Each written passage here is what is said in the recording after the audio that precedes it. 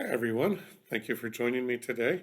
As we get ready for this week, we are actually celebrating one of the minor festivals of the church here. It is the festival day, the feast day for Peter and Paul, the apostles. We don't often get to do things like this as we celebrate a feast day, but it falls on a Sunday, so we decided it was a good year to do that. Um, this particular one, these two apostles, Peter and Paul, we all know them.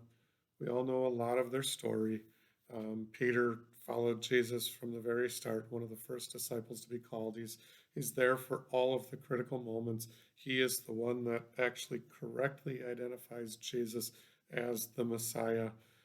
He's also the one, though, that says, I don't know him on the night that Jesus is betrayed, denying knowing Jesus three different times in order to save his own skin. And Jesus predicted it. Peter said, I would never do that to you. And then Peter did it out of fear. And then there's Paul.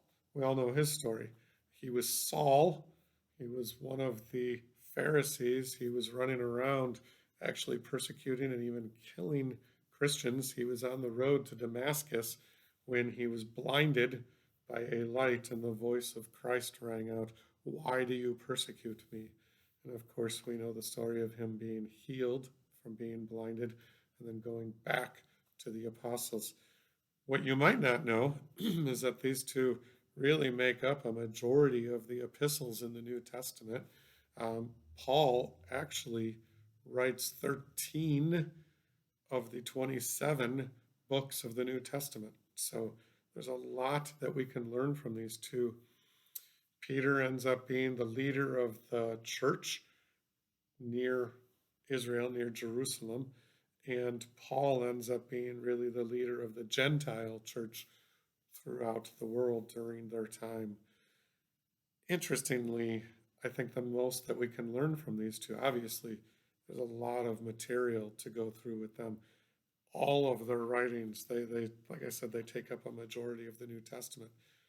But here's the thing, what we can really take away from these two is that Peter, when his back was against the wall, literally denied knowing Jesus at all to save himself. He was more interested in himself than he was in Jesus. And Paul was out there persecuting and killing Christians.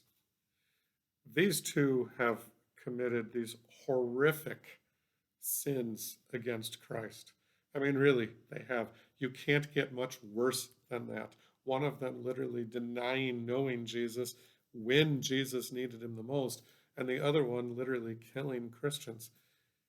And yet, Jesus turns the church over to these two people.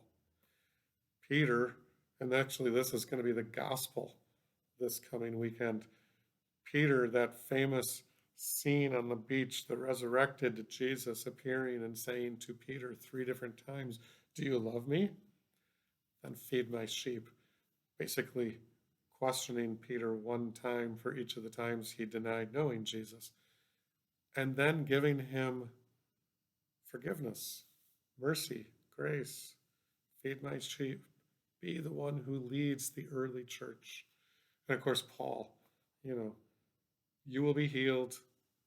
Go back, meet with all of the disciples, start preaching to the Gentile world.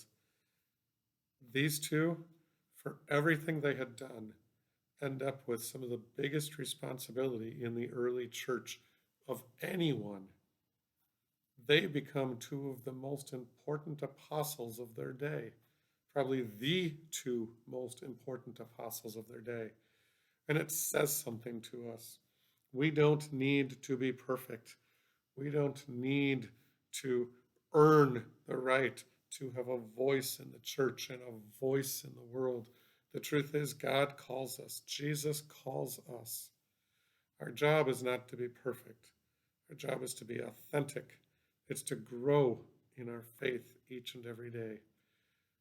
We look at apostles such as Peter and Paul as role models. We also watch their story and realize just how powerful and how amazing the grace really is. I'm looking forward to seeing you this weekend. This is the day the Lord has made. Let us rejoice and be glad in it. Thanks be to God.